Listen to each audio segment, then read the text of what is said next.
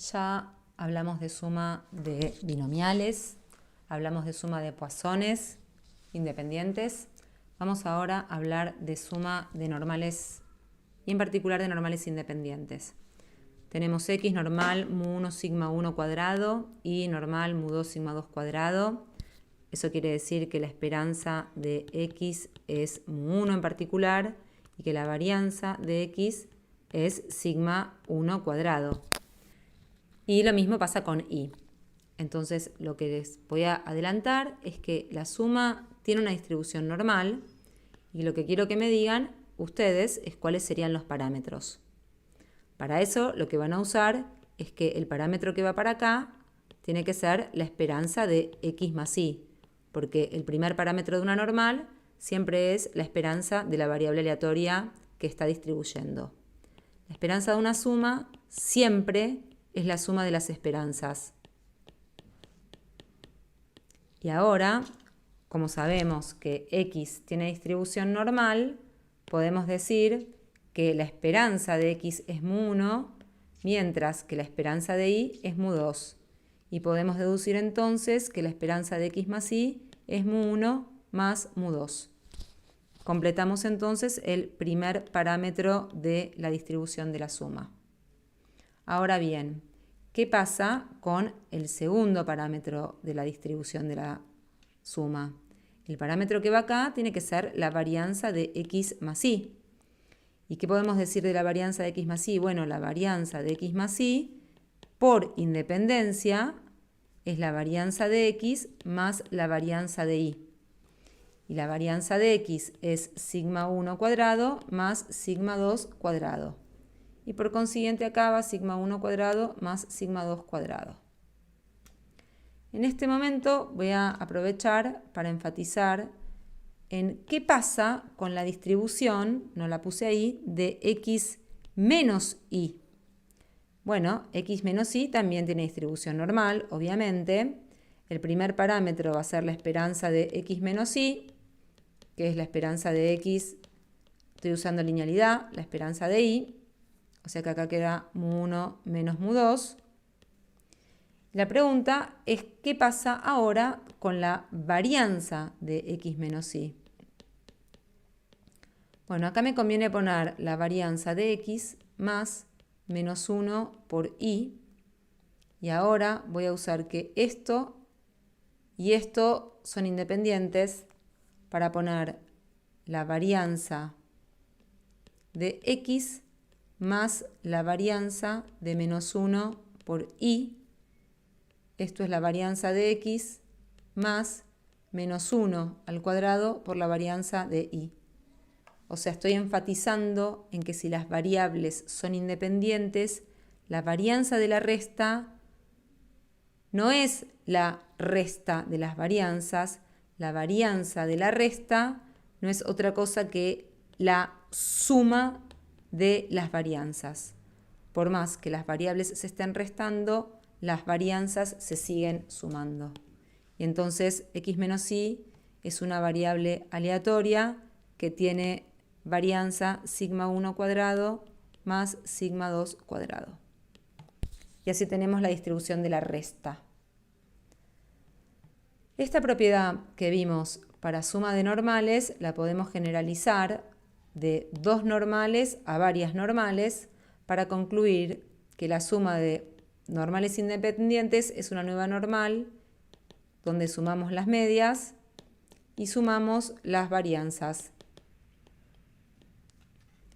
Y en particular, si las variables tienen todas la misma distribución, lo que vamos a tener es que el mu i es siempre el mismo y el sigma i cuadrado también. Entonces cuando sumemos mu sub i nos va a quedar n mu y cuando sumemos sigma i va a quedar n sigma cuadrado. No sé, se me puso a hablar ahora la compu, la quiero apagar, no sé bien cómo. Bueno, entonces lo que estamos haciendo, ¿qué es? caracterizando la distribución de la suma de variables normales. Eso fue exactamente lo que hicimos. Vimos que la distribución de la suma tiene distribución normal y en cada caso pudimos caracterizar cómo son los parámetros. Voy a aprovechar para recordar que x menos y es una normal mu1 menos mu2 sigma 1 cuadrado más sigma 2 cuadrado y en términos generales la sumatoria de AI por XY va a tener distribución normal, sumatoria AI mu I, sumatoria AI cuadrado, sigma I cuadrado. Estos son todos los casos que vamos a contemplar a lo largo de la materia referidos a suma de normales, con particular interés en el caso de normales independientes con misma distribución, porque van a representar repeticiones en idénticas condiciones de un mismo experimento, por ejemplo, muchas mediciones de una misma magnitud. Cada XY va a representar el resultado de una medición y entonces la suma va a tener de nuevo una distribución normal y veremos en breve qué pasa con el promedio. Nos vemos. Ejemplo de aplicación de suma de normales. El ejemplo dice así. La duración de una batería se distribuye normalmente con media de 900 días y deviación estándar 35 días. Se ponen 10 de tales baterías en cierto equipo, de forma tal que en cuanto una batería deja de funcionar, se activa instantáneamente la siguiente. ¿Cuál es la probabilidad de que el equipo funcione al menos 900 días? Entonces, pensemos en este problema. Hay un proveedor de baterías, por consiguiente, las baterías tienen un mismo comportamiento, todas tienen una duración normal con media 900 y desviación estándar 35. Para que el equipo funcione pongo 10 baterías, cuando una termina empieza a funcionar instantáneamente la otra. Y lo que me preguntan es cuál es la probabilidad de que el equipo funcione al menos 9200 días. Entonces, para contestar esta pregunta vamos a definir XY siendo la duración de la iésima batería del equipo. Cada una de las XYs tiene distribución normal, todas ellas comparten el mismo mu y todas ellas tienen la misma varianza. Además, lo que vamos a suponer es que estas variables son independientes.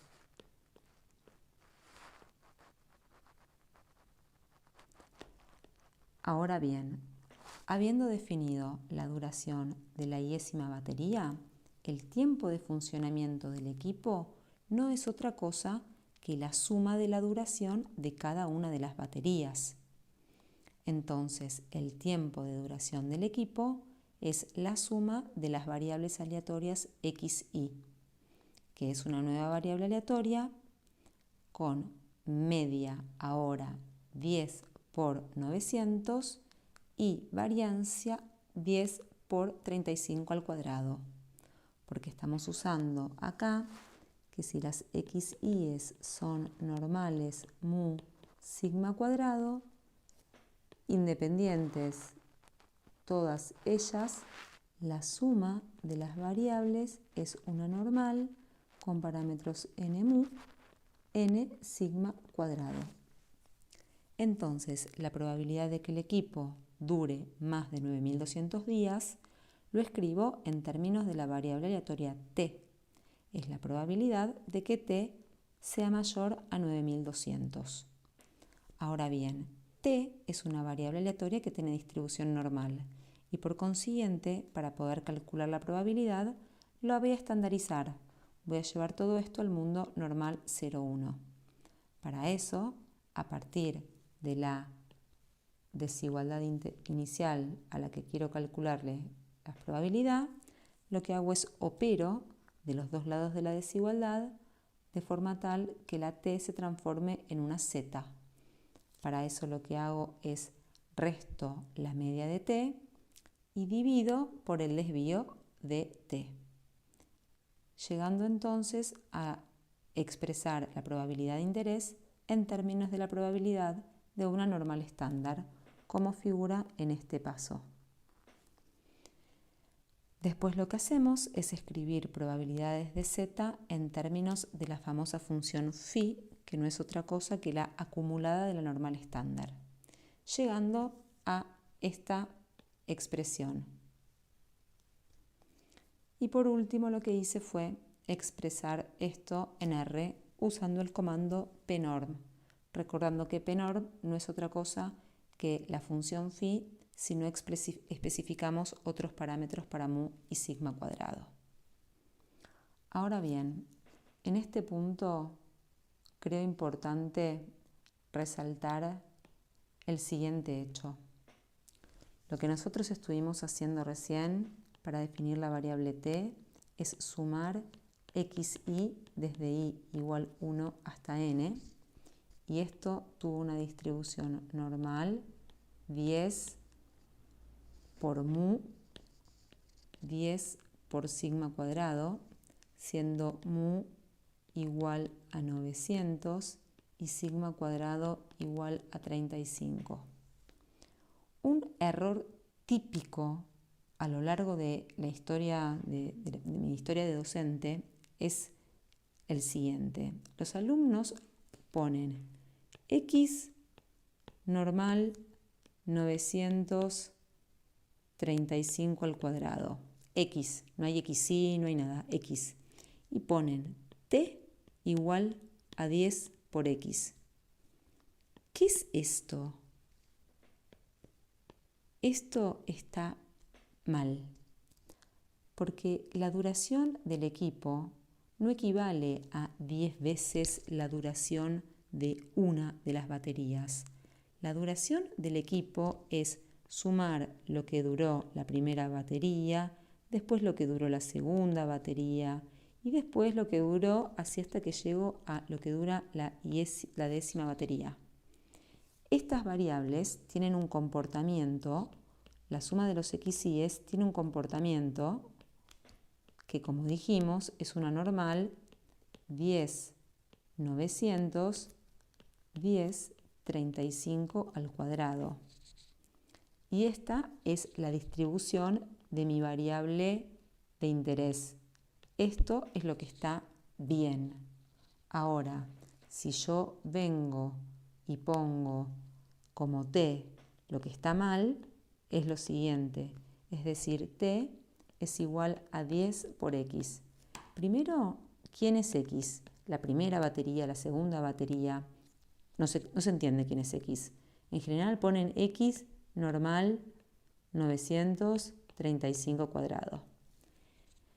Pero esto está pésimo porque no están considerando que ponen diferentes baterías. Están pensando que hay una única batería y que la multiplican por 10. Y ese no es el fenómeno que estamos queriendo modelar. Más específicamente, esta variable que la voy a llamar t-moño, que es la que está mal, fíjense qué distribución tiene. T-moño tiene distribución normal, pero ahora los parámetros de t-moño son cuál es la esperanza de t-moño y cuál es la varianza de t-moño. Acá tengo que poner la esperanza y la varianza de t-moño. T-moño tiene por esperanza, la esperanza de t-moño es 10 veces la esperanza de x, y la varianza de t-moño es la varianza de 10x, es 100 veces la varianza de x. O sea, t-moño es una normal 10 por 900, 100 por 35 al cuadrado. Entonces, ya con esto tenemos que ir viendo que t-moño y t no tienen la misma distribución y que la cuenta correcta es usar la variable t o k, y la cuenta incorrecta es pensar que uno puede definir esta t-moño y que sirve para resolver el ejercicio. Espero que esto no oscurezca más de lo que yo querría aclarar.